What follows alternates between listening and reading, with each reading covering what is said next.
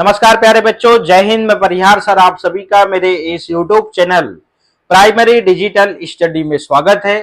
प्यारे बच्चों, आज के इस वीडियो में हम कक्षा चौथी की एनसीईआरटी गणित मेला का अध्याय 9 सीखने जा रहे हैं और इस अध्याय का नाम है समान समूह। आप सभी को कक्षा चौथी की गणित मेला की पुस्तक ओपन करना है और अध्याय 9 आपको निकाल लेना है। तो बिना देर के हुए हम वीडियो की शुरुआत करते हैं और इस अध्याय को पढ़ना हम प्रारंभ करते हैं। बीच में जो भी सवाल आएंगे इन्हें हम हल करते हुए आगे बढ़ेंगे। तो जैसा कि आप स्क्रीन पर देख रहे हैं, यह अध्याय 9 है। इसे अब हम पढ़ना प्रारंभ करते हैं। जंतुओं की छलांग। रिक्त स्थानों को उपयुक्त संख्याओं से भरिए। पता कीजिए कि भोजन प्राप्त करने के लिए विभिन्न जंतुओं को कितनी छलांगे लगानी होंगी। तो प्रश्न पहला है, मेंढक एक बार में 3 कदम कूदता है, वह किन किन संख्याओं पर पहुंचेगा? क्या वह 67 को स्पर्श करेगा? ये और एक प्रश्न है। तो सबसे पहले हमको रिक्त स्थानों को उपयुक्त संख्याओं से भरना है। तो हम यहाँ पे देखते हैं कि ये जो मेंढक है, 0 से जब अब 3 पे जाता है तो एक बार में ये 3 कदम कूदता है। अब देखिएगा, इसको थोड़ा प्रैक्टिकल बता देता हूं मैं, आप ऐसे समझिएगा, ठीक है ना। मैंने यहाँ पे इस प्रकार से संख्या रेखा बनाया। मैंने यहाँ पर 0 लिखा, यहाँ 1 लिखा, यहाँ 2 लिखा, यहाँ 3 लिखा। जब यहां से कूदेगा वो 1 2 3, तो कितने कदम हुए? 1 2 3, 3 कदम हुए। अब यहां से जैसे ही वो अगली 3 कदम की कूद लगाएगा तो कहां पहुंचेगा? 6 पे। देखिएगा, यहां 4, यहां 5 और यहां पर 6। अब यहां से कूदेगा 1 2 3, 1 2 3, तो एक बार में 3 कदम कूदता है। तो ये चीज आपको क्लियर हो गई वो कैसे कूद रहा है, ठीक है ना, क्योंकि शुरुआत 0 से हो रही है।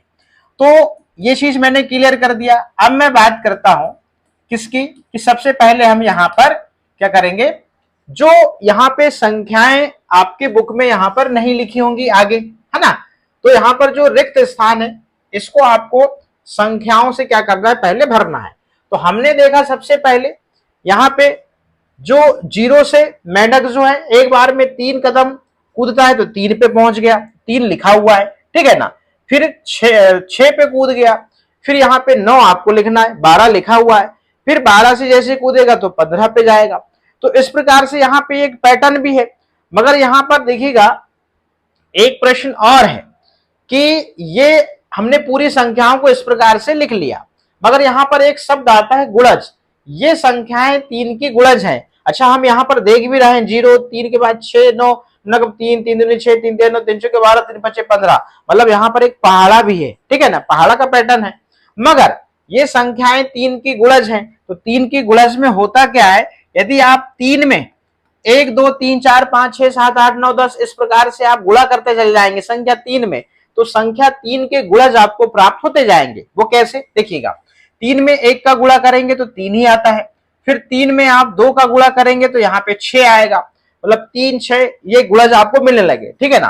फिर 3 में आप क्या करेंगे, 3 का गुणा करेंगे तो यहाँ पर 9 आएगा, तो ये 9 लिखा हुआ है। फिर 3 में आप 4 का गुणा करेंगे तो कितना आएगा, 12 आएगा। इस प्रकार से आप बढ़ते क्रम में जो है आप संख्या 3 में 1 2 3 4 5 6 7 8 9 10 11 12 इस प्रकार से इन संख्याओं को आप गुणा करेंगे तो संख्या 3 के जो गुणज हैं आपको प्राप्त होते जाएंगे।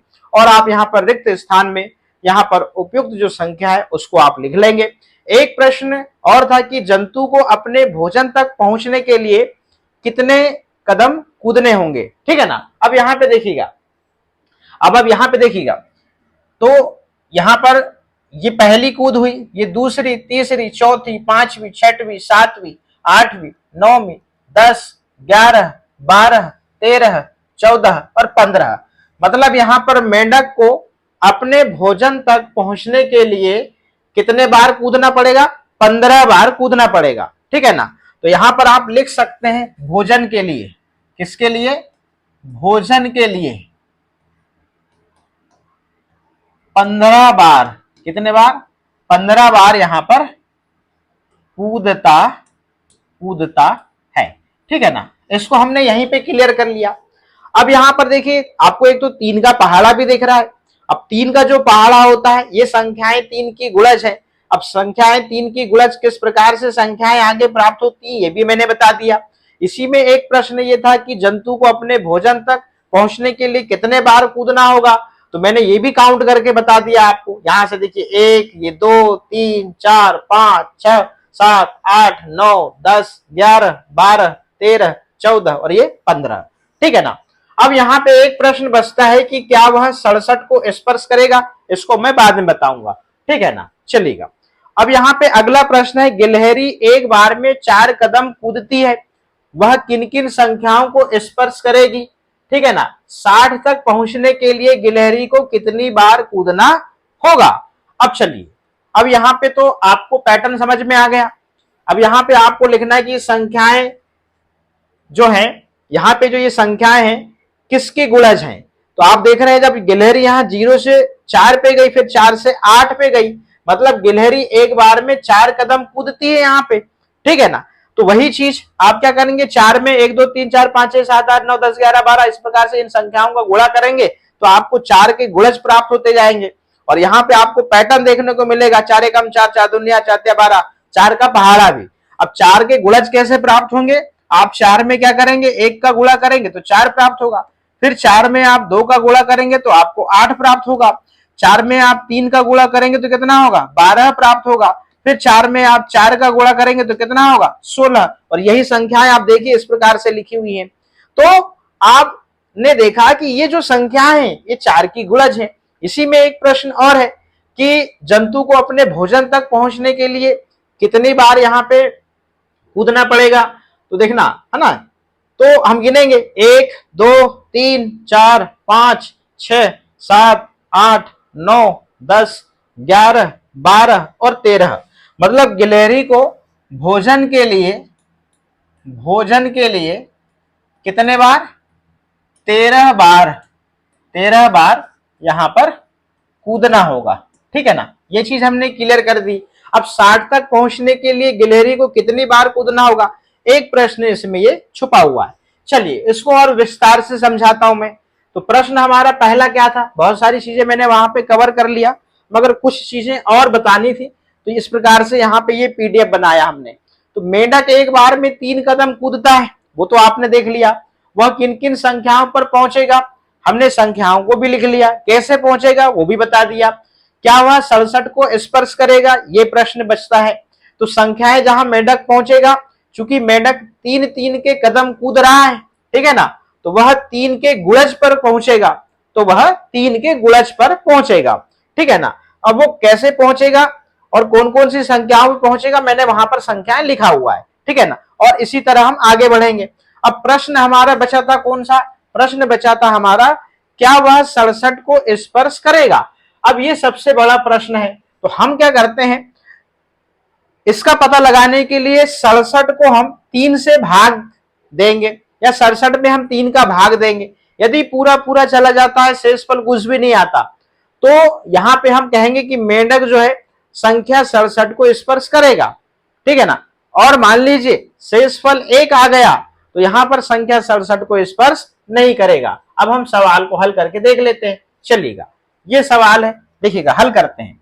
हम 67 में क्या करेंगे, 3 का भाग देंगे, तो 3 दूना होता है 6, यहां 2 लिख दो, 6 में से 6 घटाया, यहां पे 0 आया, फिर यहां पे उतारे 7, फिर 3 दूना 6, तो 7 में से 6 को घटाए 2 यहां लिखेंगे, और यहां पर 0 आया, तो यहां पर 0 नहीं, सॉरी, यहां पे 7 में से जब आप 6 को घटाएंगे तो 1 आएगा, तो शेषफल 1 आ गया।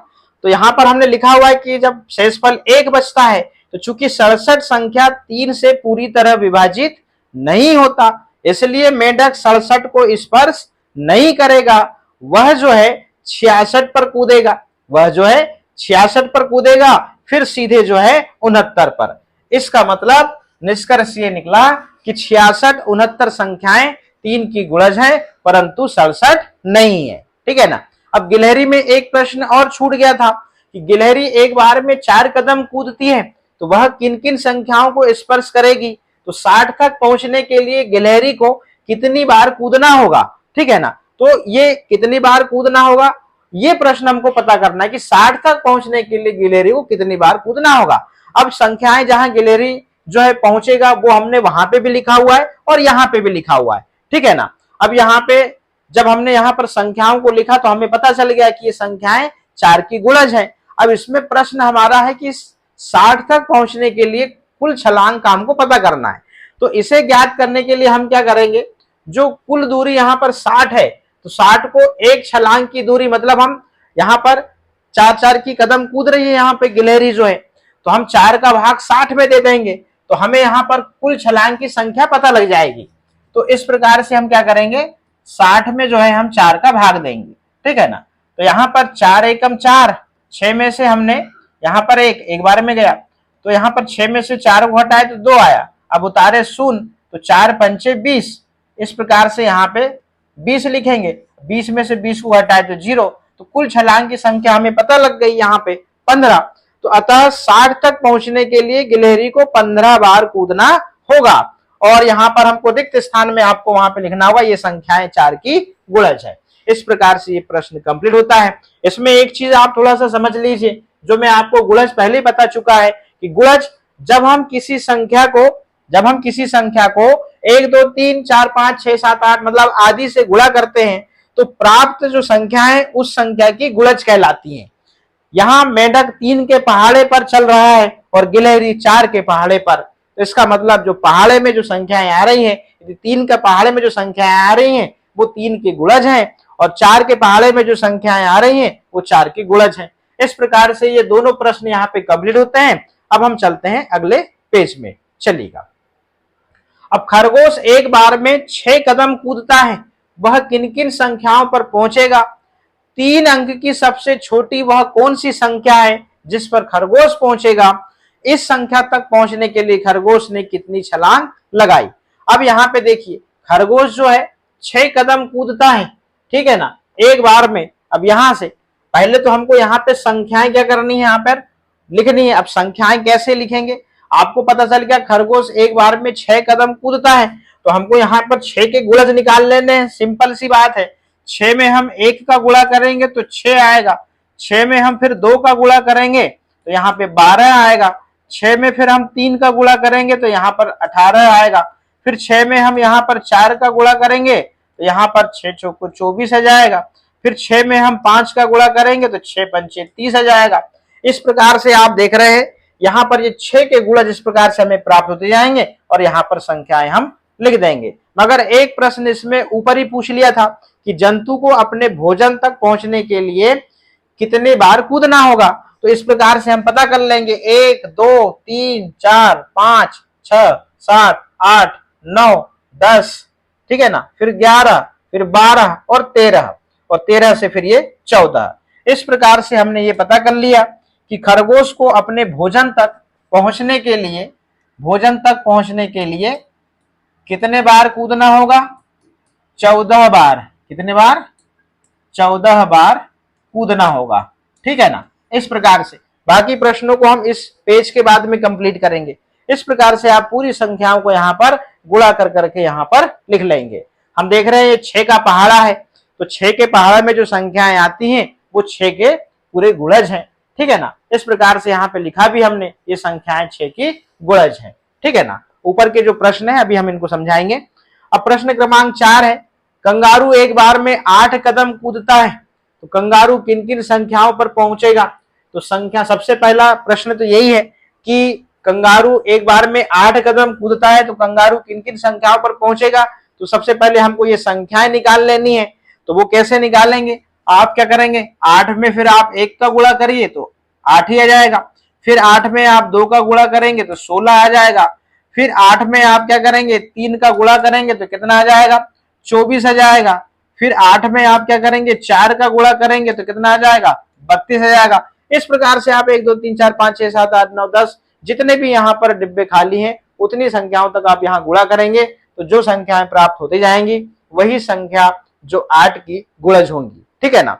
अब यहाँ पर दूसरा प्रश्न है कि कंगारू को अपने भोजन तक पहुंचने के लिए कितने बार कूदना होगा? तो यहां से देखिएगा 1 2 3 4 5 6 7 8 9 10 11 12 और 13। इस प्रकार से भोजन के लिए जो है यहाँ पर कंगारू को भोजन के लिए 13 बार, कितनी बार? 13 बार कूदना होगा, ठीक है ना। ये तो आपको पता चल गया। अब क्या ऐसी संख्याएं भी हैं जिन पर खरगोश तथा कंगारू दोनों पहुंचेंगे? अब यहाँ पे देखिएगा, हाँ तो ये है 24, 48, 72, 96 आदि। अब 48 तक पहुंचने के लिए खरगोश ने कितनी बार छलांग लगाई? तो 48 तक पहुंचने के लिए खरगोश ने यहां पर देखिएगा 8 बार छलांग लगाई, ठीक है ना। अब यहां पर देखिए खरगोश एक बार में कितना कूदता है भाई? खरगोश जो है एक बार में यहां पर 6 कदम कूदता है। तो 48 में आप 6 का भाग देंगे तो आपको यहां पता लग जाएगा उसकी छलांग की संख्या। यहां पे आप ऐसे भी इसको सवाल को हल कर सकते हैं, 48 भागित 6 बराबर आपको यहां पर छलांग की संख्या पता लग जाएगी, ठीक है ना, 6 8 48, ठीक है ना। अब यहां पर इसी संख्या तक पहुंचने के लिए कंगारू कितनी छलांग लगाएगा? तो कंगारू तो एक बार में, आप यहां पे देख रहे हैं कंगारू जो है एक बार में यहां 8 कदम कूदता है। तो हम क्या करेंगे, 48 में हम क्या करेंगे, 8 का भाग दे देंगे। यहां पर यदि हमको कंगारू की छलांग पता करना है तो इसी प्रकार से 48 भागित 8 बराबर 6। तो यहां पर आपको छलांग की संख्या ये पता लग जाएगी। आपने क्या अवलोकन किया, अपने विचार साझा कीजिए। चलिए अब दोनों प्रश्नों में कुछ प्रश्न यहाँ पे बच गए हैं, इसको ऐसे कंप्लीट कर लेते हैं।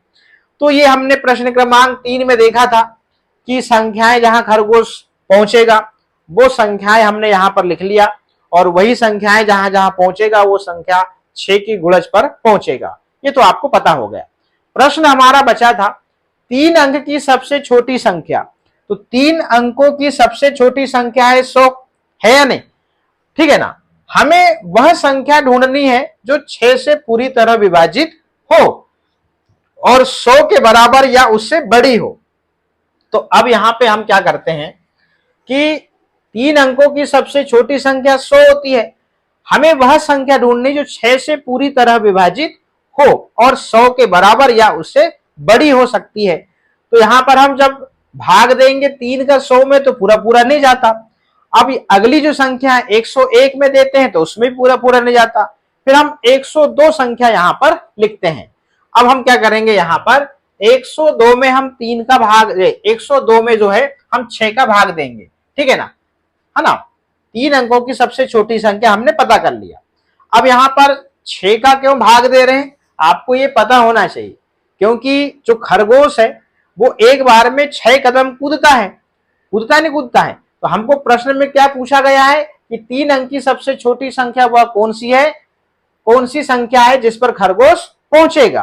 तो यहां पर हमने यहां पर तर्क लगाया कि वो संख्या 3 अंकों की जो है कौन सी होनी चाहिए जिसमें हम मान लीजिए 6 का भाग दें तो पूरा पूरा चल जाए और वो संख्या पूरी पूरी विभाजित हो जाए। तो वही वो संख्या होगी जिस पर जो है यहां पर जो खरगोश है वो उस पर क्या करेगा, पहुंचेगा, ठीक है ना। चलिएगा इसको हम हल कर लेते हैं। तो यही वाला प्रश्न वहां आता नहीं इसलिए मैंने इसको अलग से लिया हुआ है।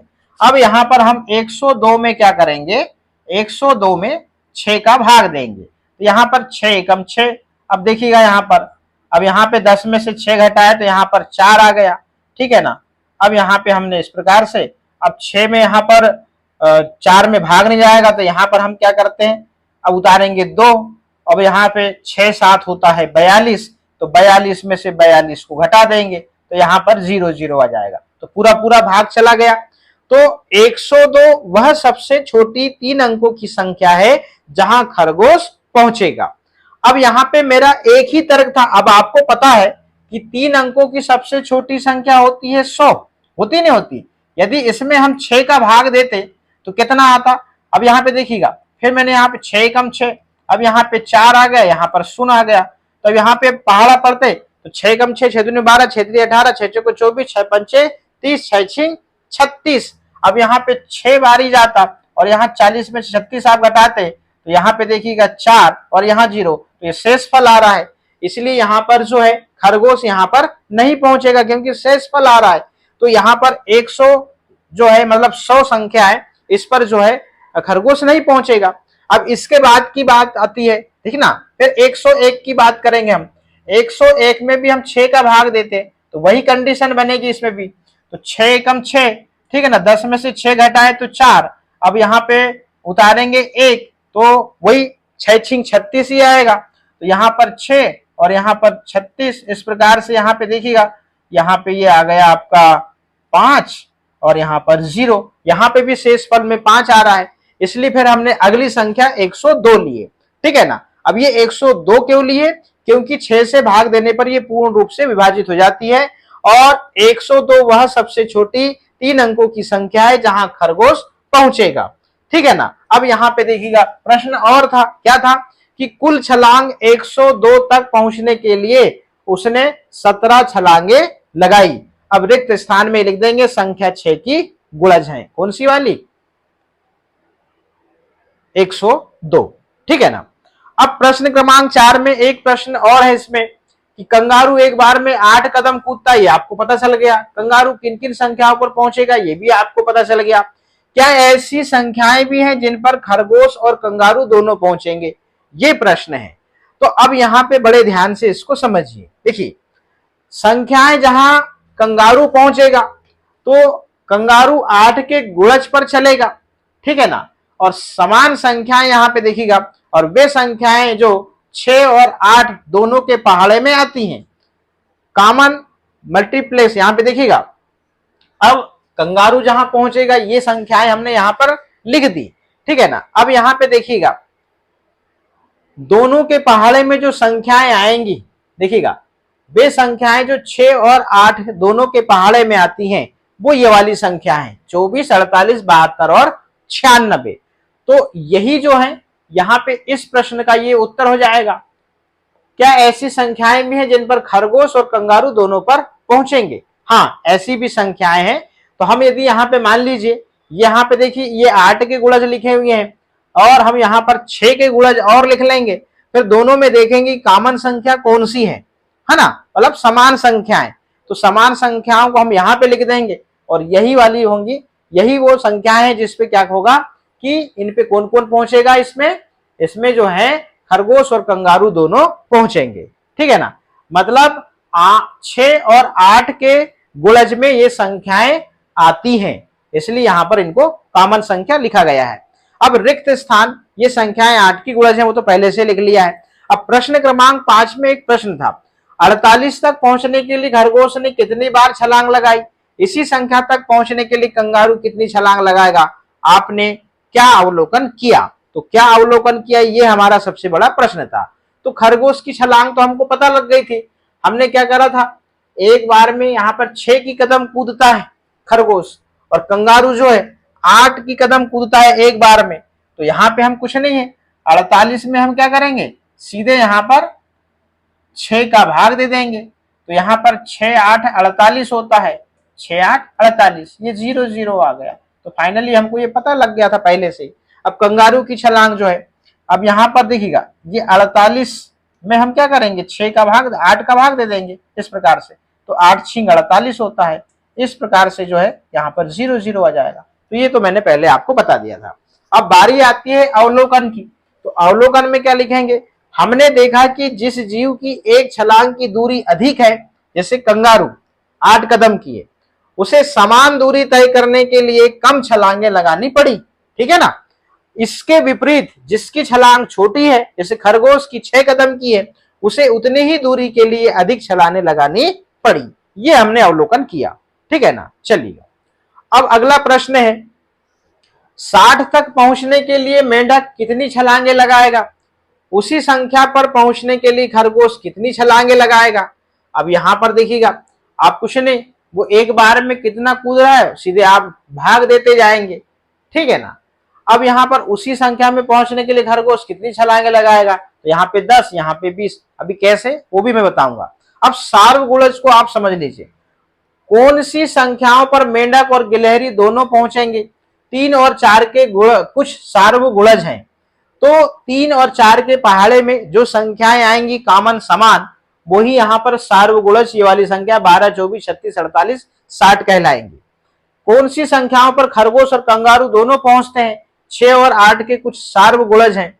मतलब जो समान संख्याएं आ रही थी, 6 के गुणज और 8 के गुणज में जो समान संख्याएं आएंगी दोनों में, वो सार्वगुणज कहलाएंगी। जैसे 24, 48, 72, 96 और आगे बढ़ेंगे तो भी मिल जाएगा, ठीक है ना। यदि बिल्ली और चूहा एक ही संख्या पर पहुंचते हैं तो बिल्ली चूहे को पकड़ लेगी। अभी बिल्ली संख्या 6 पर है और चूहा संख्या 12 पर है।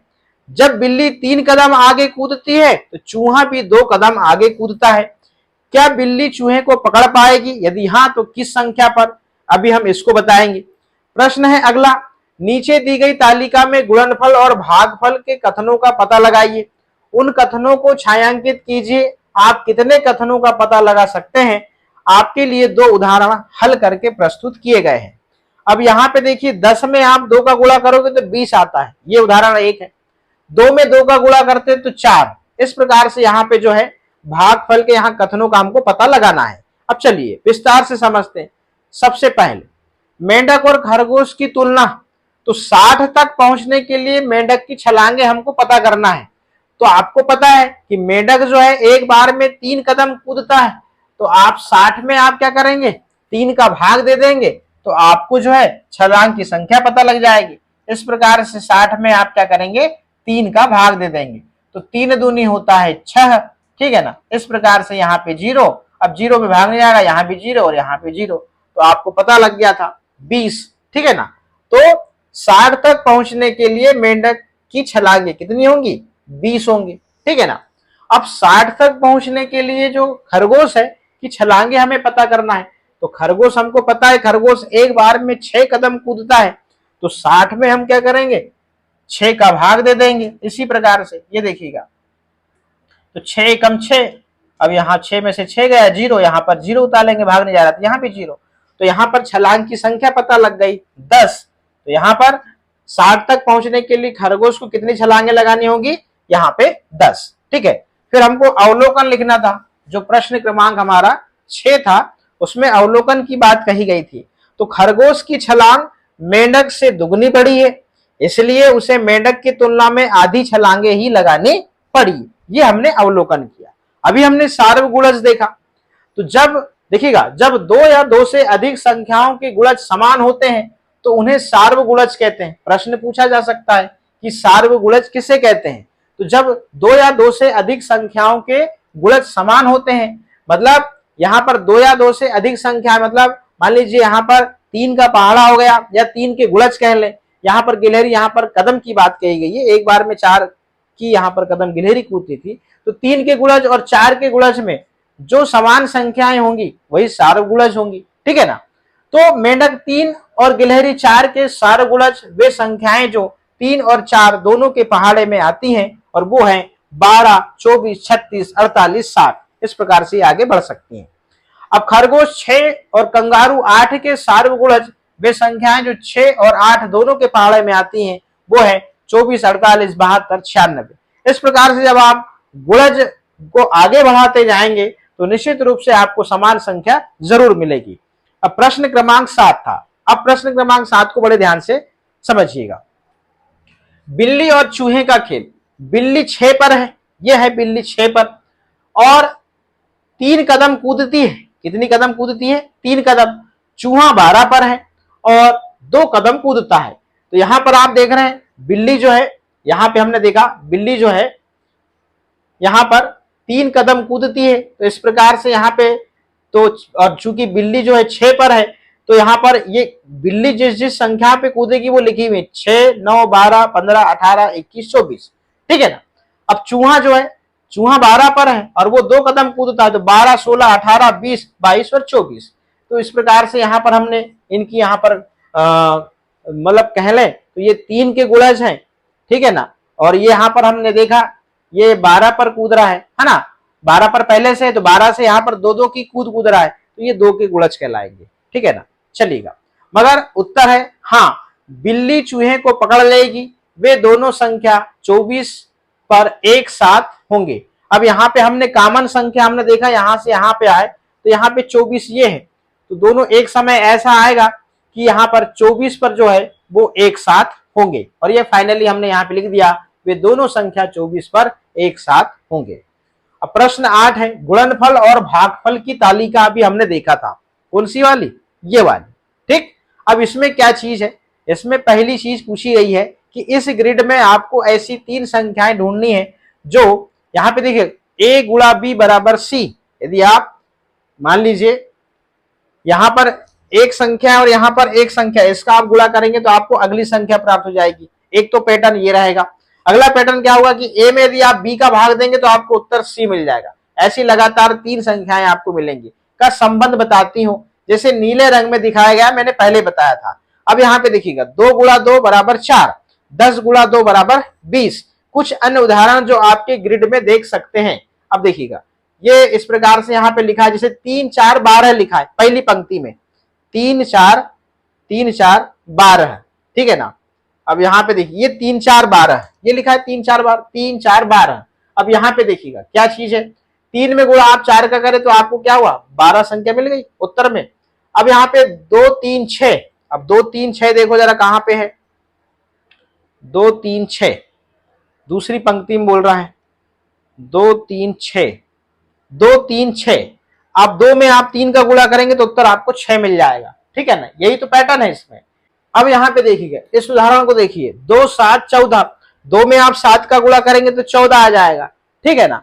अब यहाँ पे देखिएगा, अब पैटर्न बहुत सारे मिलेंगे आपको, ठीक है ना।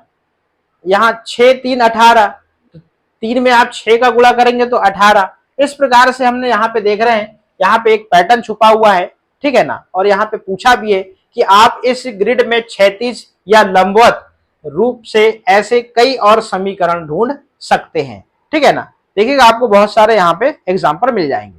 चलिएगा, गुलाबों का उद्यान, प्रश्न है गुलाबों के उद्यान में कुमुदनी मतलब लीली के पुष्प हैं। कुमुदनी के प्रत्येक पुष्प में 3 पंखुड़ियां हैं। 12 पुष्पों में कितनी पंखुड़ियां होंगी, बताइए आपने यह उत्तर कैसे प्राप्त किया।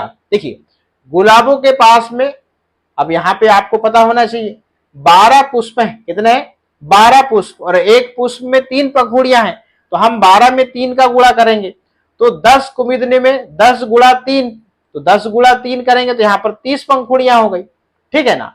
तो गुलाबों के पास 12 गुणा 3 पंखुड़ियां होंगी, तो यहाँ पे आप ऐसे भी कर सकते हैं, इसका पता कर लेंगे, ठीक है ना। तो यहाँ पर आप 12 या 36 भी लिख सकते हैं, ठीक है ना, ऐसे। अब 10 कुमुदनी में, भाई एक पुष्प में मतलब एक लिली के जो पुष्प में कितनी पंखुड़ियां हैं, 3, 10 में 3 का गुणा करेंगे तो टोटल पंखुड़ियों की संख्या आपको पता लग जाएगी, 30 पंखुड़ियां हैं। 2 कुमुदनी में पंखुड़ियों की संख्या, 2 में आप 3 का गुणा करेंगे तो 6 पता लग जाएगा।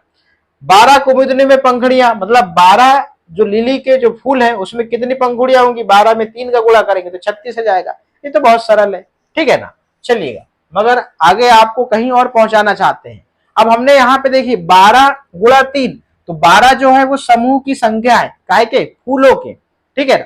और 3 क्या है, समूह का आकार मतलब पंखुड़ियों का, ठीक है ना। गुण है, यहाँ पे गुण दर्शाया और ये गुणक है, ठीक है ना। और ये गुणनफल है, जो 36 आया वो गुणनफल है, ठीक है ना। ये गुणन कथन कहलाता है, ये वाला गुणा। तो यहाँ पे आप थोड़ा सा ध्यान रखेंगे, इधर वाली जो संख्या है समूह की संख्या, इसको गुणक कहते हैं, और यहाँ पर जो गुणा का चिन्ह है इसे गुणन कथन कहते हैं। और यहाँ पे जो 3 देख रहे हैं आप, इसको समूह का आकार जिसे गुण कहते हैं, और यहाँ पर जो उत्तर आता है उसे हम गुणनफल कहते हैं। चलिए प्रश्न क्रमांक दूसरा, एक गुड़हल के पुष्प में 5 पंखुड़ियां हैं। गुलाबों ने सभी पंखुड़ियों को गिना और पाया कि वे 80 हैं। उसके पास कुल कितने पुष्प हैं। तो गुलाबों के पास में जो है 80 क्या है, यहाँ पे पंखुड़ियां हैं। अब पता है कि आपको एक पुष्प में 5 पंखुड़ियां हैं, तो यहां पर आप क्या करेंगे, 5 गुलाबों के पास में कुल कितने, देखिए गुलाबों ने सभी पंखुड़ियों को गिना और पाया कि कितनी पंखुड़ियां हैं, 80 हैं। अब उसके पास में कितने पुष्प हैं ये हमको पता करना है। तो गुलाबों के पास में 80 पंखुड़ियां हैं। अब हमको पता है कि एक पुष्प में 5 पंखुड़ियां हैं, तो 80 भागित 5 कर देंगे तो 5 पुष्प हैं। यदि 5 पंखुड़ियां हैं तो 1 पुष्प है, 10 पंखुड़ियां हैं तो 2 पुष्प हैं, 50 पंखुड़ियां हैं तो 10 पुष्प हैं, और 80 पंखुड़ियां हैं तो 16 पुष्प हैं। अब हम यहाँ पे क्या करेंगे, 80 में हम 5 का भाग देंगे तो हमको पुष्प की संख्या पता चल जाएगी। इस प्रकार से 80 में हम यहाँ पर 5 का, तो ये 5 एकम 5, ठीक है ना। यहाँ उतारेंगे 3, 8 में से 5 गया 3, फिर 0, पर यहाँ पे 5 का 30। इस प्रकार से जो है हम यहाँ पर ये पुष्प की संख्या यहां पर पता कर ली। ठीक, अब हम चलते हैं अगले पेज में। चलिएगा, गुलाबों ने चित्र में दर्शाए गए अनुसार एक डिब्बे में गेंदे के कुछ पौधे लगाए हैं। प्रत्येक पंक्ति में कितने पौधे हैं? हम पंक्ति को ऐसे खड़े रूप में देखें, ठीक है ना, तो 3 है, 3 पौधे हैं। कुल पंक्तियां कितनी है? तो हमने ऐसे ऐसे पंक्तियों को काउंट किया तो यहाँ पे 11 पंक्तियां हैं। उसने कितने पौधे लगाए? आपने गणना कैसे की? तो हमने पंक्तियों की संख्या को प्रत्येक पंक्ति के पौधे से गुणा किया। तो गणती कथन में हमने 3 गुणा 11 करा, बराबर यहाँ पर 33। इस प्रकार से हमने यहाँ पर जो है एक डिब्बे में गेंदे के कुल कितने पौधे लगाए गए हैं? यहाँ पर 33 लगाए गए हैं। बड़ी मार्केट में एक बड़ी ट्रे मतलब थाल में अंगूर के डिब्बे रखे हैं। बड़ी मार्केट में अंगूर के कितने डिब्बे हैं? दर्शाइए कि आपने यह कैसे पता किया। देखिएगा, अब यहाँ पे चूंकि हम देख रहे हैं यहाँ पर अंगूर के डिब्बे की कुल संख्या मतलब स्तंभ की, तो 1 2 ऐसे हमने गिना तो टोटल यहाँ पर 16 स्तंभ है। और यहाँ पे देखिएगा, इस प्रकार से डेड डैश करके यहाँ पर इतने की बात करेंगे तो यहाँ पे 10 स्तंभ है और इसमें 16 है। प्रत्येक स्तंभ में कितने डिब्बे हैं? 1 2 3 4 5 6 हैं। तो यहाँ पे हमने इतने का लिखा है, इतने का, इसमें यहाँ पर इतने का लिखा है, तो इसमें भी 6 है और इसमें भी, पूरे में भी करेंगे तो 6 में। एक स्तंभ की बात करिए, स्तंभ में कितने डिब्बे हैं? तो 6 डिब्बे हैं। कुल मिलाकर कितने में? हम 16 में 6 का गुणा करें तो 96 डिब्बे आ गया और 10 में 6 का गुणा करें तो 66 आ गया। यहाँ पे थोड़ा सा इस वाले आकार को इंडिकेट किया है, इसलिए मैंने इस वाले को यहाँ बता दिया है और पूरे को मैंने यहाँ पे बता दिया है। अब गणती कथन में 16 गुणा 6 करेंगे तो 96 डिब्बे की संख्या पता लग जाती है। यदि हम इस भाग की पता करेंगे तो 10 में हम 6 का गुणा करते हैं तो 60 यहाँ पर डिब्बे की संख्या हमें पता लग जाती है। चलिएगा, प्रश्न क्रमांक 5।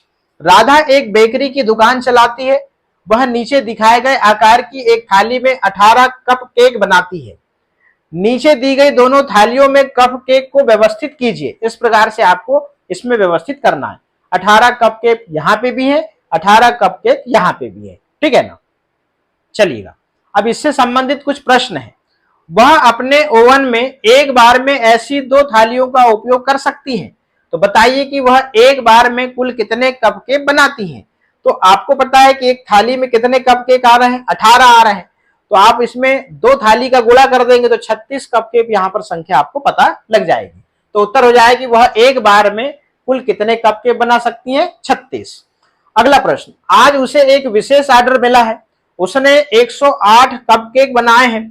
उसने कुल कितनी थालियां बेक के लिए उपयोग की? तो हम यहाँ पे आपको पता है कि एक थाली में 18 कप केक आते हैं, तो 108 कप केक बनाए हैं तो 18 का हम क्या, 108 में 18 का भाग दे देंगे तो यहाँ पर हमको थाली की संख्या पता लग जाएगी 6, ठीक है ना। अगला प्रश्न, उसके पास एक दूसरी चौकोर बैंकिंग थाली है जिसमें वह 36 छोटे कप केक बना सकती है।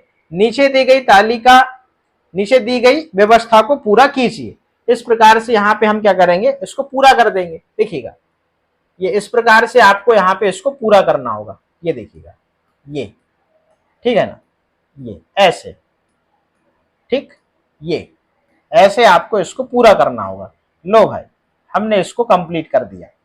अब यहाँ पर स्तंभों की संख्या 6 है, 1 2 3 4 5 6। प्रत्येक स्तंभ में कपकेक की संख्या 1 2 3 4 5 6। अब गुणन कथन क्या कहता है कि 6 गुणा 6 कर दो आप, तो 6 6 36 आ जाता है उत्तर, ठीक है ना। तो इस प्रकार से जो है हमने इसको पूरा कंप्लीट कर दिया। अब हम चलते हैं आगे। चलिएगा, अगला प्रश्न है, अपनी अभ्यास पुस्तिका में कपकेक की निम्नलिखित संख्याओं को पंक्तियों और स्तंभों में व्यवस्थित करने के विभिन्न तरीके खोजिए। चलिएगा, तो 36 का तो हमने देख लिया, ठीक है ना। अब हम बात करते हैं यहाँ पर 8 की। मान लीजिए 8 कप केक है, तो हम इनके लिए कितने स्तंभ और उस स्तंभ में हम यहाँ पर कितने कप केक को व्यवस्थित करेंगे। तो यहाँ पे टोटल संख्या कप केक की 8 निकल के आएगी। वो कैसे, देखिएगा।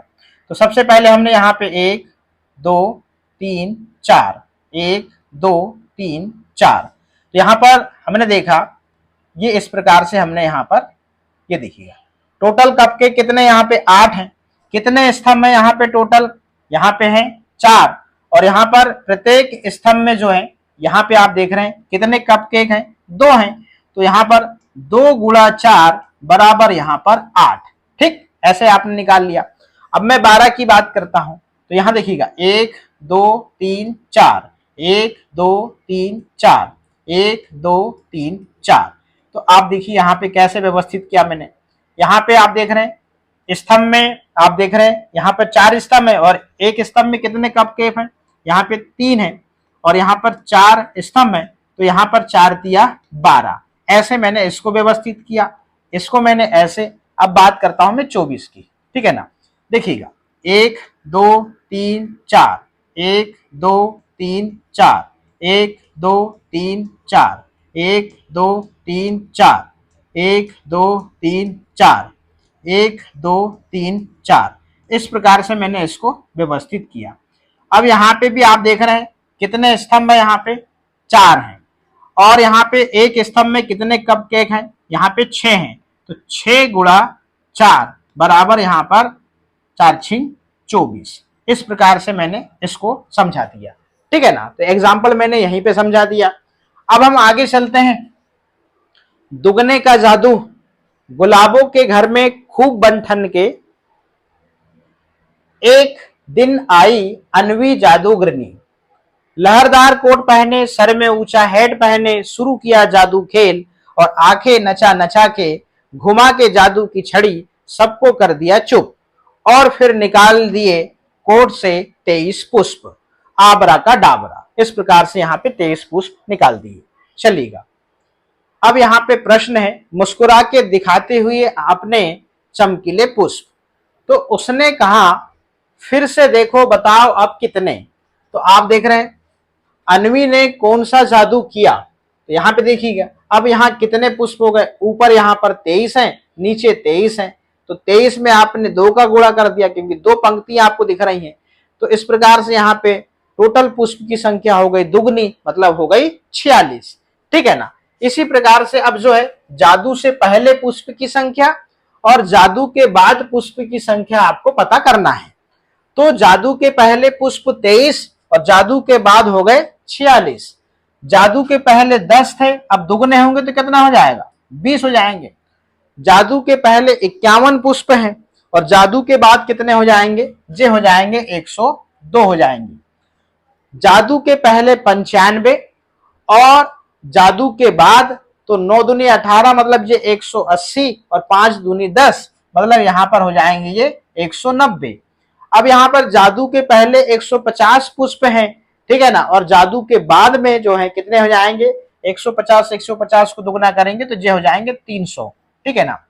अब यहाँ पर 199 है और 199 जादू के पहले पुष्प हैं, इसको दुगना करेंगे तो ये कितना हो जाएगा, 398 हो जाएंगे। कितने हो जाएंगे, 398। जादू के पहले 425 पुष्प हैं, कुछ नहीं, बताऊंगा क्या ट्रिक है इसमें, ठीक है ना। 425 जादू के पहले पुष्प हैं और 425 को आप क्या करेंगे बाद में, जादू के बाद में देखते हैं तो ये हो जाते हैं 850 हो जाते हैं, ठीक है ना। जादू के पहले 500 पुष्प हैं और जादू के बाद ये हो जाएंगे 1000, ठीक है ना। अभी तक हम यहाँ पे क्या कर रहे थे, देखिएगा इसको तो हम समझ गए। अब यहाँ पर जादू के पहले 10 फूल थे और जादू के बाद दुगने हो रहे हैं, तो मैंने इसमें 2 का गुणा किया तो 2 शून्यम शून्य 2 एकम 2, संख्या 20 प्राप्त हो गई। अब यहाँ पर 51 की बता देता हूँ। जादू के पहले 51 पुष्प थे और जादू के बाद दुगने हो रहे हैं तो मैं 2 का गुणा कर देता हूँ, तो 2 एकम 2 और यहाँ पर 2 पंचे 10, 102 आ गया।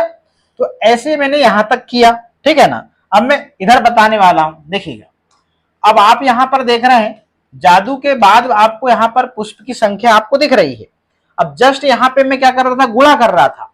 अब यहां पर दुगने पुष्प की संख्या लिखी है ना, जादू के बाद के।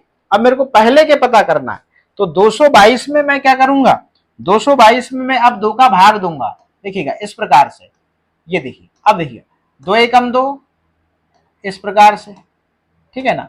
फिर यहां से ये 0 हो जाएगा, फिर यहाँ पर 2 एकम 2, फिर 2 में से 2 घटाऊंगा, फिर उतारूंगा यहाँ 0 हो जाएगा, फिर 2 उतारूंगा, फिर 2 में से यहाँ पर 1 घटाऊंगा तो ये 2 एकम 2। इस प्रकार से यहाँ पर 111 जो है मुझे यहाँ पर संख्या प्राप्त हो जाएगी। कहने का मतलब ये है कि 222 का आधा कितना होगा, 111 होगा, तो मैं ऐसे यहाँ पर 111 लिख दूंगा। 410 है जादू के बाद, तो जादू के बाद 410 पुष्प है, तो जादू के पहले कितने रहे होंगे, 205 रहे होंगे, ठीक है ना, जस्ट आधा। अब यहाँ पर जादू के बाद 500 पुष्प है और जादू के पहले कितने रहे होंगे, 250, ठीक है ना, ये वेरी सिंपल। चलिएगा अब यहाँ पे देखिए 32 का दुगना, 32 में आप 2 का गुणा करेंगे 64 आ जाएगा। 26 का दुगना, 26 में आप 2 का गुणा करिए 52 आ जाएगा। 39 का दुगना, 39 में आप 2 का गुणा करेंगे 78 आ जाएगा। 14 का दुगना, 14 में आप 2 का गुणा करेंगे 28 आ जाएगा। 17 का दुगना, 17 में आप 2 का गुणा करिए 34 आ जाएगा। 45 का दुगना, 45 में आप 2 का गुणा करिए 90 आ जाएगा, ठीक है ना। अनुमान लगाइए कि निम्नलिखित संख्याओं को दुगना करने पर इकाई अंक क्या होगा। दिए गए रिक्त स्थान में इकाई अंक को लिखिए। यदि हम संख्या 28 का दुगना करते हैं तो जो संख्या आएगी, मतलब 28 दूना 56, तो 56 का इकाई का अंक क्या होगा, 6 होगा। ऐसे देखिए, इसको समझ लीजिए तो बाकी सवाल आप समझ जाएंगे। प्रश्न में कहा है कि निम्नलिखित संख्याओं को दुगना करने पर इकाई अंक क्या होगा, दिए गए रिक्त स्थानों में इकाई अंक को लिखिए। मतलब आप 28 में 2 का गुणा करते हैं तो 56 आता है और 56 का इकाई का अंक 6 होगा, ऐसे यहां बताया गया। 56 को आप दुगना करेंगे तो कितना हो जाएगा, 112। 112 भी इकाई का अंक 2 होगा। 45 को दुगना करेंगे 90 होगा, तो 90 का इकाई का अंक क्या है, 0 होगा। 17 दूनी 34 होता है, 34 का इकाई का अंक क्या होगा, 4 होगा। इस प्रकार से आप यहाँ पे लिख देंगे। मैंने पहले एक सवाल हल करके बता दिया। चलिएगा आगे चलते हैं। उन संख्याओं के उदाहरण दीजिए जिन्हें दुगना करने पर इकाई के स्थान पर निम्नलिखित अंक आते हैं। अब यहाँ पे देखिएगा, उन संख्याओं के उदाहरण दीजिए जिन्हें दुगना करने पर इकाई के स्थान पर निम्नलिखित अंक आते हैं। मतलब कौन सी ऐसी संख्या है जिसको दुगना करने पर इकाई का अंक 0 आएगा, तो हमने यहाँ पर 10 लिख दिया। 10 को दुगना कर लीजिए 20। फिर यहाँ पे ऐसी कौन सी संख्या है जिसको दुगना करने पर इकाई का अंक 2 आएगा, 11 दूनी 22 आया, 22 में इकाई का अंक 2 है। अब यहाँ पर ग नंबर में देखिएगा, ऐसी कौन सी संख्या है जिसको दुगना करने पर इकाई का अंक 4 आएगा, तो 12 दूनी 24 कर लीजिए, 4 आया इकाई का अंक। अब यहाँ पर ऐसी कौन सी संख्या है जिसको दुगना करने पर इकाई का अंक 6 आता है, तो 13 दूनी 26, इस प्रकार से, ठीक है ना। अब यहाँ पे देखिएगा अगला है, ऐसी कौन सी संख्या है जिसको दुगना करने पर इकाई का अंक जो है कितना आएगा, 8 आएगा, 14 दूनी 28, इस प्रकार से। अब प्रश्न पूछता है, क्या हम दुगना करने के बाद इकाई अंक के रूप में 3, 5, 7, 9 प्राप्त कर सकते हैं? नहीं, किसी भी संख्या को 2 से गुणा करने पर वह हमेशा एक सम संख्या बन जाती है, ये याद रखने वाली बात है। यदि हम किसी भी संख्या को 2 से गुणा यदि हम करते हैं तो वो संख्या जो हमें प्राप्त होती है वो एक सम संख्या बन जाती है, याद रखना है आपको। तो यहाँ यही चीज बताई गई है कि क्या हम दुगना करने के बाद इकाई अंक के रूप में 3, 5, 7, 9 प्राप्त कर सकते हैं? बिल्कुल नहीं। चलिए एक प्रश्न और है नीचे, वो क्या है, संख्याओं को दुगना करने पर जो संख्याएं हमें प्राप्त होती हैं उनके विषय में हम क्या देखते हैं, और वे सम है या विषम? तो वे हमेशा सम होती हैं। सम संख्याओं के अंत में हमेशा 0, अंत मतलब इकाई में 0, 2, 4, 6 या 8 ही आता है, ये आपको याद रखना है। चलिए आगे चलते हैं। पंक्ति संख्या को स्तंभ संख्या से गुणा करके तालिका के प्रत्येक बक्से को भरिए। अब यहां पे देखिएगा क्या कह रहा है, पंक्ति संख्या को स्तंभ संख्या से गुणा करके प्रत्येक तालिका के प्रत्येक बक्से को भरिए। अब यहां पे ये भर जाएगा, कोई बड़ी चीज नहीं है। देखिएगा, अब यहां से आप यहाँ पे 2 का गुणा करेंगे तो यहाँ 4 आ जाएगा, ठीक है ना। इसको आप गुणा करेंगे तो यहाँ कितना आएगा, 2 एकम 2 आ जाएगा। अब यहाँ पे बहुत टाइम लग जाएगा, अब कैसे भरना है वो बता देता हूं, ठीक है ना, आप आगे कंप्लीट कर लीजिएगा। देखिए अब यहां चले ऐसा 1, 1 का गुणा करेंगे तो 1 ही आएगा। फिर यहां से चले 1 और 2 का गुणा करेंगे तो कितना आएगा, 2 एकम 2 आएगा। फिर 1 का गुणा 3 का गुणा 1 में करेंगे तो 3 ही आएगा। इस प्रकार से पैटर्न यही चलेगा यहाँ पे, ठीक है। ये अब यहाँ पे देखिएगा, ये देखिएगा, ठीक।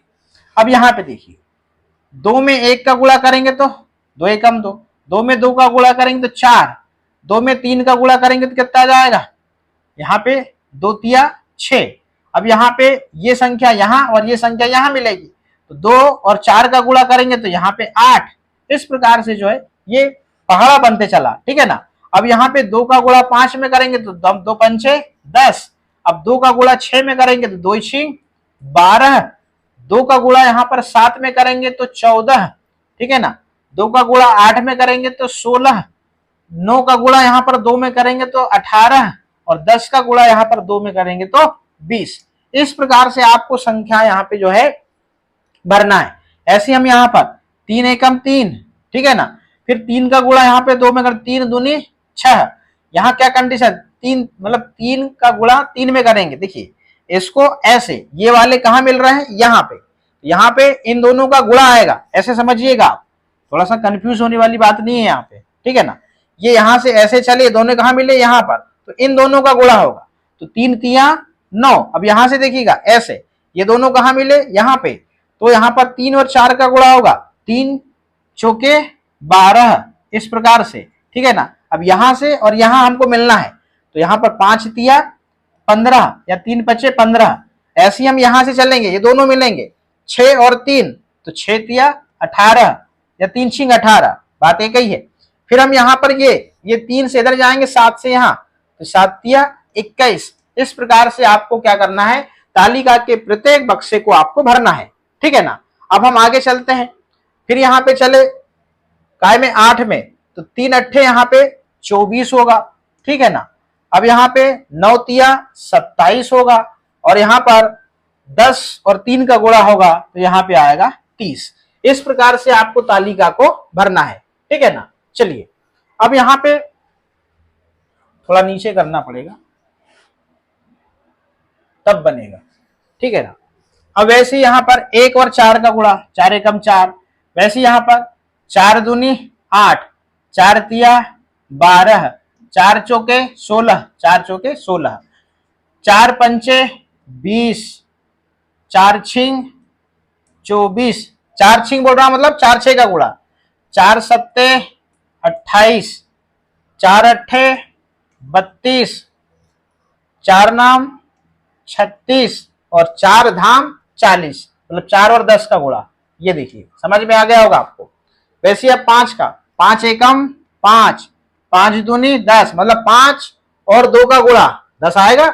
5 तिया 15, पांचों को 20, पांचम 25, 5 और 5 का गुणा, 5 छका 30, 5 7 35, 5 अट्ठे 40, 5 9 45, 5 धाम 50। अब 6 का, 6 एकम 6, 6 दूनी 12, 6 तिया 18, 6 चौके 24, 6 पंचे 30, 6 छिंग 36, 6 7 42, 6 8 48, 6 नाम 54, 6 धाम 60।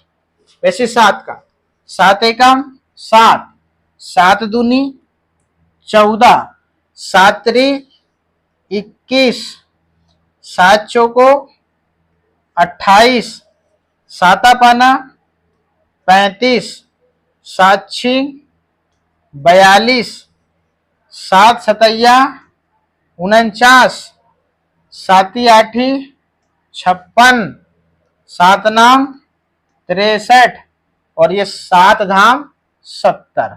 इस प्रकार से 8 एकम 8, 8 और 2 का गुणा, 8 दूनी 16, 8 और 3 का गुणा, 8 त्रि 24, 8 और 4 का, 8 चौके 32, 8 और 5 का, 8 पंचे 40, 8 छिंग 48, 8 साती 56, 8 अठैया 64, 8 नाम 72, 8 धाम 80।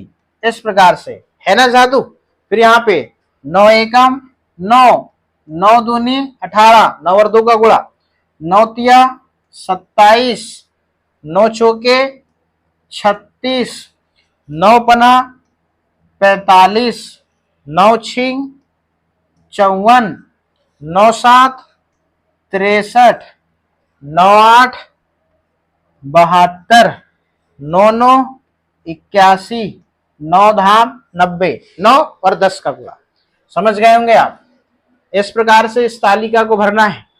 फिर यहाँ पे देखिएगा 10 एकम 10, 10 और 2 का गुणा 20, 10 तिया 30, 10 चौके 40, 10 पना 50, 10 छिंग 60, 10 7 70, 10 8 80, 10 9 90 और 10 धाम 100। चलिए एक बता देता हूं मैं कैसा यहाँ पे जादू का खेल है। देखिए यदि हमको 6 का पता करना है तो यहाँ पर 6 का पता करना है, 2 और 3 का गुणा हुआ, 2 और 3 का बराबर 6 आया, ये यहाँ पर ये और यहाँ पर ये।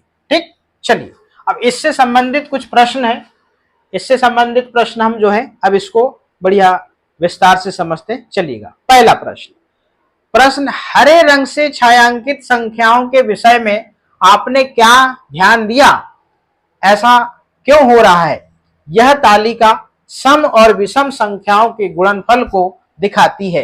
हरे रंग वाले खाने सम संख्याओं को दर्शाते हैं। देखो भाई हरे रंग वाले, देखो इसमें ये देखिए, ये मतलब सम संख्याओं का गुणनफल है 10 और 4, यहां पर संख्या 40 ही प्राप्त हुई। यदि यहां पर हरे वाले बॉक्स को देखें तो यहां पे देखिएगा इस प्रकार से, यहां पर 8 और यहां पे ये जो 3 है इस प्रकार से 8 3 ये 24, ये सम संख्या है। ठीक है ना। वैसे हम यहाँ पर बात करें 2 2 6 6, यहाँ पर ये 10, मतलब सम संख्या में हम किसी भी संख्या का गुणा करें तो हमें सम संख्या ही प्राप्त होगी। ठीक है ना। चलिएगा तो पहला प्रश्न आपका यहाँ पे कंप्लीट होता है। ठीक है ना, जो पूछा गया। फिर है अगला प्रश्न है, तालिका में आपको जो पैटर्न दिखाई दे रहे हैं उन्हें साझा कीजिए। जहां भी किसी पंक्ति या स्तंभ में सम संख्या है वहां अधिकतर उत्तर सम आ रहे हैं, और जहां पर विषम है, कहने का मतलब यहाँ पे देखिएगा, यदि हम यहाँ पे देखिएगा, यहाँ पे सम और कोई भी संख्या, देखिए विषम, मान लीजिए हमने 3 करा, यहाँ पे 3 किया, 3 गुणा यहाँ पर हमने 1 किया तो हमें यहाँ पर 3 ही मिलेगा, तो यहाँ पर विषम संख्या ही मिलेगी। यदि हमने यहाँ पर सम संख्या लिया और कोई भी इसमें संख्या आप लोगे, चाहे विषम लो या सम लो, तो आपको यहाँ पर सम संख्या ही मिलेगी। ठीक है ना, इस प्रकार से, या आप इसमें सम ही लेंगे ऐसा तो आपको सम ही मिलेगा। ये दोनों एग्जाम्पल हो गए। ठीक, तो प्रश्न यहाँ पर पहला कंप्लीट होता है। चलिएगा, क्या पंक्ति 7 की संख्याएं स्तंभ 7 की संख्याओं के समान है। क्या पंक्ति 7 की संख्याएं स्तंभ 7 की संख्याओं के समान है। सामान्यतः क्या किसी पंक्ति की संख्याएं संबंधित स्तंभ की संख्याओं के समान होती हैं, ऐसा क्यों होता है। तो हाँ, समान है। सामान्यतः किसी पंक्ति और संबंधित स्तंभ की संख्याएं समान होती हैं, क्योंकि ए का गुणा बी, चाहे आप देखिएगा इसका बताने का मतलब क्या है, ए गुणा बी और बी गुणा ए लिखा है, आप 2 में 3 का गुणा करेंगे तो भी 6 आएगा, या 3 में आप 2 का गुणा करेंगे तो भी 6 आएगा। अब 7 की बात करी जा रही है, देखिएगा 7 पंक्ति और 7 वाला स्तंभ की बात करी जा रही है। देखिएगा यहां देखिए, ये देखिए, ये 7 वाले स्तंभ की आप संख्याओं को देखिए और आप ये 7 पंक्ति वाली को देखिए, समान संख्या है, तो यही चीज यहां पर कही गई है। ठीक है ना। चलिए, तो ये भी कंप्लीट हो गया। अब प्रश्न क्रमांक 3, क्या ऐसी कोई पंक्ति है जहां सभी उत्तरों मतलब गुणनफलों में सम संख्याएं हैं। कौन सी पंक्तियों में यह गुण है। हाँ, जिन पंक्तियों में सम संख्या है वहां सभी गुणनफल सम होते हैं, जैसे 2 4 6 8 10 की पंक्तियां। ठीक है ना, आप देखेंगे उसमें गुणनफल यही चीज है। ठीक है, चलिए, क्या ऐसी कोई पंक्ति है जिसके गुणनफलों में केवल विषम संख्याएं हैं। तो उत्तर लिखते हैं नहीं, क्योंकि विषम संख्याओं को सम संख्या से गुणा करने पर सम संख्या आती है। ठीक। प्रश्न क्रमांक 5, क्या ऐसी कुछ पंक्तियां हैं जिनमें सम और विषम दोनों संख्याएं हैं? आपने क्या देखा, ऐसा क्यों? हाँ, विषम संख्या वाली पंक्तियों में दोनों प्रकार की संख्याएं मिलती हैं। जैसे पंक्ति 3 में आप देख लीजिए, पंक्ति 3 में मतलब 3 वाली आड़ी लाइन में, तो इसमें आप देखेंगे और 3 की खड़ी लाइन में भी देखेंगे आप। ठीक है ना, ठीक है, पंक्ति आड़ी की बात, 3 एकम 3 और 3 दूनी 6।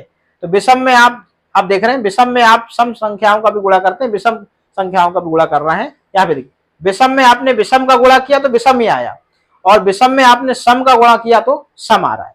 इस प्रकार से, या फिर सम में आप विषम संख्या का गुणा करेंगे तो भी सम ही आएगा। तो यहाँ पे आपको कंफ्यूज नहीं होना है, यहाँ पे स्पष्ट बताया गया, यदि आप विषम संख्या में विषम संख्या का गुणा करते हैं तो विषम संख्या ही आपको प्राप्त होगी। ठीक है ना, यदि आप विषम के साथ सम का गुणा कर दीजिए या सम के साथ विषम का गुणा कर दीजिए तो आपको जो संख्या प्राप्त होगी वो सम होगी। ठीक। तालिका में सम संख्याएं अधिक हैं या विषम संख्याएं, आपने यह कैसे पता किया? सम संख्याएं अधिक हैं क्योंकि किसी भी संख्या को सम संख्या से गुणा करने पर उत्तर सम आता है, इसलिए तालिका में सम संख्याएं ज्यादा बनती हैं। ठीक है ना, चलिएगा, इसको बहुत अच्छे से समझा दिया मैंने। अब प्रश्न क्रमांक 7, अब इसको थोड़ा बड़े ध्यान से आप समझिए, क्योंकि आपको थोड़ा सा यहाँ ध्यान देना पड़ेगा, ये तो आपको समझ में नहीं आएगा। जो मैंने ये प्रश्न बताया है ऊपर के, इन प्रश्नों को आप तालिका को साथ में रखेंगे ना, तब जाके आपको अच्छे से समझ में आएगा। ठीक है ना, और मैंने जैसा भरा है वैसे आप भरिए पहले, तब आपको बात समझ में आएगी। ठीक है, चलिएगा, अब यहां पे समझिए, निम्नलिखित संख्याओं के सार्वगुणजों को रंगिए। ठीक, प्रत्येक युग के सार्वगुणजों के लिए अलग अलग रंगों का प्रयोग कीजिए।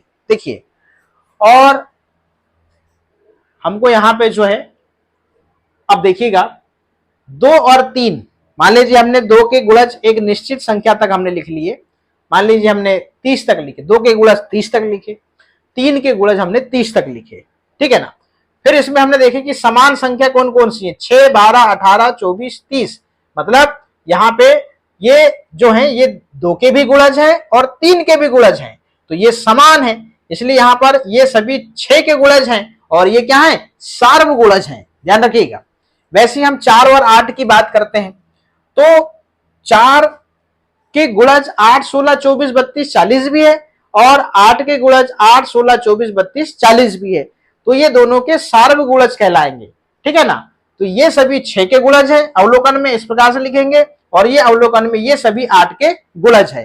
ठीक है, ऐसे ही हम 7 और 9, पहले 7 के आप 189 तक आप गुणज लिख लीजिए, वैसे आप 9 के 189 तक आप गुणज लिख लीजिए।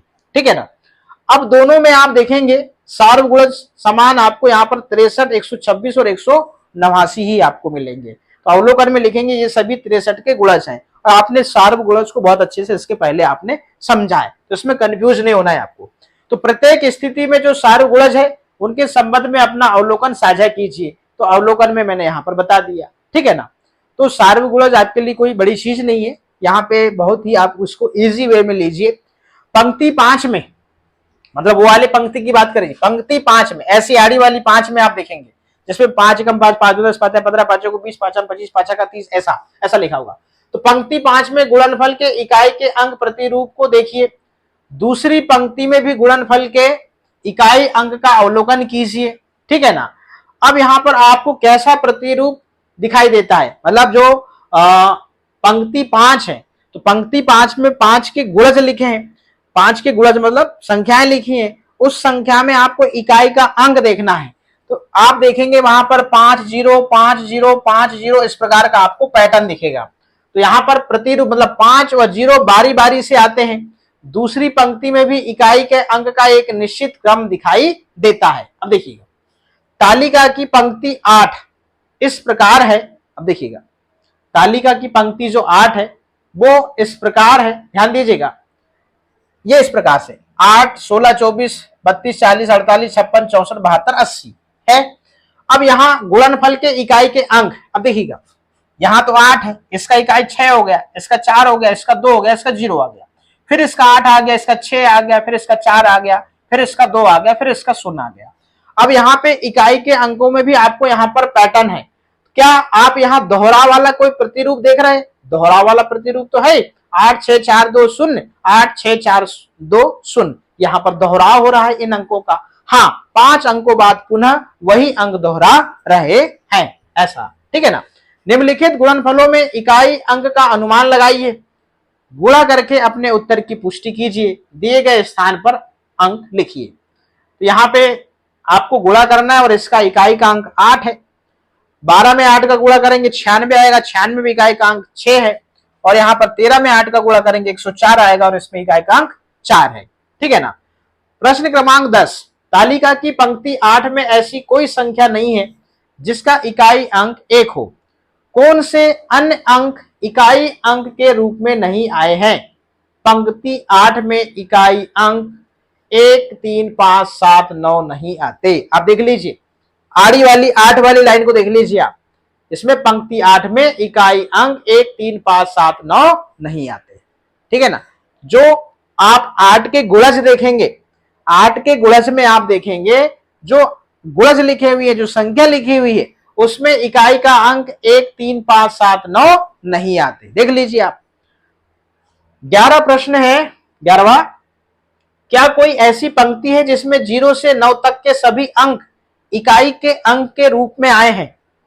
और कौन सी पंक्तियां में यह गुण है? हाँ, कुछ पंक्तियों में 0 से 9 तक सभी अंक इकाई के अंक के रूप में आते हैं, जैसे पंक्ति 3, 7 और 9, ठीक। पंक्ति 8 में देखा जा सकता है कि 0 2 बार इकाई अंक के रूप में आया है। 0 जो है 2 बार आया है।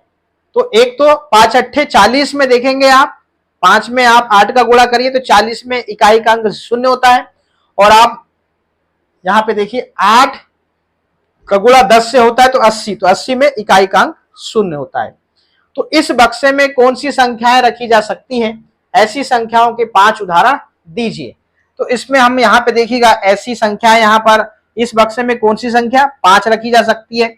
और ऐसी और आपको कितनी संख्या 5 देना है, 5, 15, 25, 35, 40 आप यहाँ पे रखेंगे और इसमें 8 का गुणा करेंगे तो इकाई का अंक 0 ही आएगा, ठीक। चलिए, प्रश्न क्रमांक 13, क्या ऐसी कोई पंक्ति है जिसमें 0 इकाई के अंक के रूप में केवल एक बार आया है? कौन सी पंक्तियों में यह गुण है? तो हम देखते हैं, हाँ, कुछ पंक्तियों में 0 इकाई अंक के रूप में केवल एक बार आता है, जैसे पंक्ति 1, 2, 3, 4, 6, 7, 8, 9, इसमें एक बार आता है, ठीक। अब प्रश्न क्रमांक 14, प्रश्न 11 और 13 के उत्तरों में, प्रश्न क्रमांक 11 और 13 के उत्तरों में आपने क्या विशेष देखा? कक्षा में साझा कीजिए। उत्तर, विशेषता यह है कि कुछ पंक्तियों में सभी अंक बार बार एक क्रम में आते हैं, ठीक है ना। ये इस प्रकार से आप देख रहे हैं, ठीक है। अब यहाँ पे प्रश्न क्रमांक 11, 0 से लेके 9 तक के सभी अंक इकाई के अंक के रूप में आए हैं, ठीक है ना। और कौन सी पंक्तियां हैं? 3, 7, 9। इसमें आप देखेंगे इसमें कुछ पैटर्न मिलेगा। तो यहाँ पे जो चीज मैंने लिखा है इसको मुझे नहीं लिखना चाहिए था, ठीक है ना। और 13 के उत्तरों में आपने क्या विशेषता देखा, ठीक है ना, इसको आप नहीं लिखेंगे। इसका उत्तर यही होगा जो मैंने वहां पर लिखा है। तो क्या लिखा है? विशेषता यह है कि पंक्तियों में सभी अंक बार बार एक क्रम में आते हैं, जबकि कुछ पंक्तियों में कुछ अंक कभी नहीं आते। यही इसमें विशेषता है, ठीक है ना। ये किसी और प्रश्न का उत्तर यहाँ पर लिखा गया था, ठीक है। इसको आप, चलिए, प्रश्न क्रमांक 14 भी आपका कंप्लीट हो जाता है। चलिए, 10 के गुणज, आइए तिपहिया साइकिल में पहियों की संख्या गिनते हैं। अब इसको बड़े ध्यान से आप देखिएगा। 3 पहियों वाली 10 तिपहिया साइकिलों में पहियों की संख्या, तो एक साइकिल में कितने पहिए? 3 है। तो 10 यहाँ पे साइकिल में पहियों की संख्या कितनी होगी? 30 हो जाएगी, ठीक है ना। कितनी हो जाएगी? 30 हो जाएगी। अब यहाँ पे 3 पहियों वाली 10 और तिपहिया साइकिलों में पहियों की संख्या, फिर आप 10 में 3 का गुणा करेंगे तो यहाँ पे 30 पहियों की संख्या पता लग जाएगी, ठीक है ना। इस प्रकार से 3 पहियों वाली 20 तिपहिया साइकिलों में पहियों की संख्या। अब यहाँ पे देखिएगा, 20 में आप 3 का गुणा करते हैं तो कितना? 60 पता लगता है। अब एक्चुअल में होता क्या है यहाँ, इसको समझना है। होता क्या है कि हम जब 20 में गुणा करते हैं 3 का, तो हम यहां पर चूंकि क्या करते हैं, जीरो को भूल जाते हैं। जब ऐसी कोई संख्या जिसका इकाई का अंक 0 हो, तो हम सीधे दहाई के अंक में गुणा करते हैं। तो 3 का गुणा हम यहाँ पे देखिए 2 दहाई है, तो 1 दहाई में गुणा करेंगे तो कितना आएगा, यहाँ पे आएगा 3 एकम 3, और यहाँ पर ये शून्य को हम यहाँ पर ऐसे लिख देते हैं, 30 हो गया।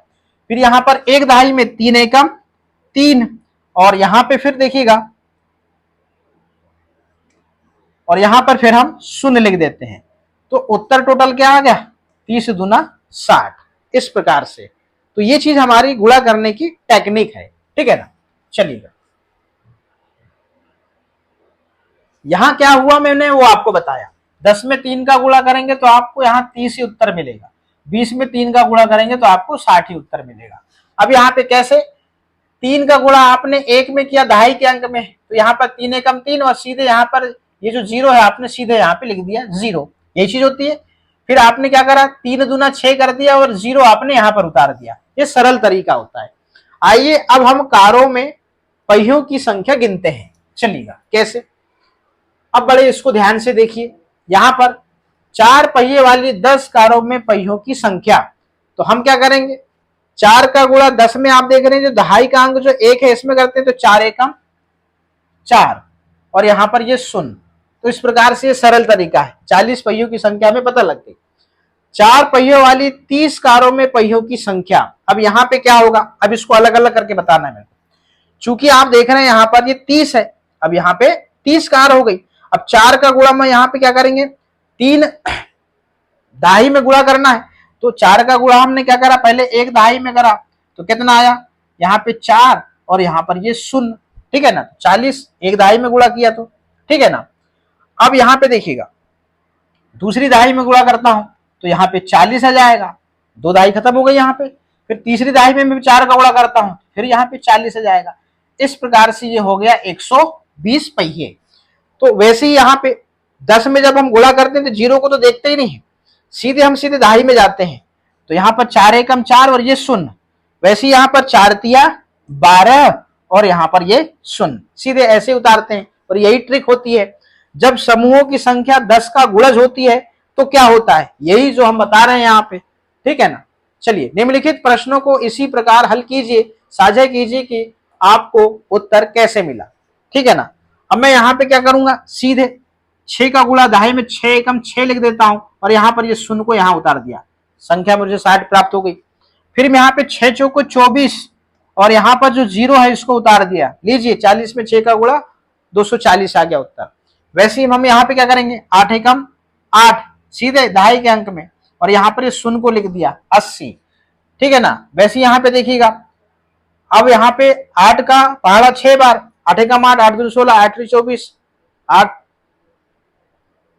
एकम 8, 8 दूनी 16, 8 24, 8 चौक के 32, 8 पंचे 40 और 8 छिंग 48। तो सीधे मैं यहाँ पर 48 लिखूंगा और यहाँ पर सीधे मैं 0 लिख दूंगा, ठीक है ना। अब यहाँ पर 8 छिंग 48 सीधे सीधे हो जाएगा बस यहाँ पे, क्योंकि 0 है ही नहीं। यहाँ पर 8 छिंग 48 और यहाँ पर शून्य लिख दिया, ठीक है ना। 6 चौको 24 और 8 चौके 32 और यहाँ पर 0 को मैंने ये उतार दिया, तो ये हो गया 320। ठीक, इस प्रकार से आप इन सवालों को हल करेंगे, ठीक है ना। अब यहाँ पे चलिए, ये सवाल आपका कंप्लीट। अब यहाँ पे एक प्रश्न पूछा गया था कि जब हम समूहों की संख्या 10 का गुणज होती है तो क्या होता है। अब देखिएगा, जो हमने किया वही बता रहा हूं। जब हम किसी संख्या को 10 के गुणज जैसे 10, 20, 30 से गुणा करते हैं तो हम मूल संख्या को दहाई के अंक से गुणा करके अंत में 0 लगा देते हैं। उदाहरण के लिए 6 गुणा 8 तो 48 हो गया। अब 60 में 8 का गुणा करना है तो हमने 8 छिंग 48 और ये 0 को यहां लिख दिया। तो वही चीज जो हमने ऊपर अभी तक किया था, वो क्या किया कि हम मूल संख्या को दहाई के अंक से गुणा करके अंत में 0 लगा देते हैं। इस प्रकार से आप इन प्रश्नों को कंप्लीट करेंगे। अब यहां पे देखिएगा, 10 का उपयोग करके गुणा करना, तो इस प्रकार से आपने ये चीजों को देख लिया है। अब हम इस प्रश्न को जो है आगे अगले वीडियो से इसको कंटिन्यू करेंगे, क्योंकि वीडियो बड़ा हो जाएगा। तो प्यारे बच्चों, आज के इस वीडियो में इतना ही। फिर मिलेंगे नेक्स्ट वीडियो में इसी चैप्टर को आगे कंटिन्यू करते हुए।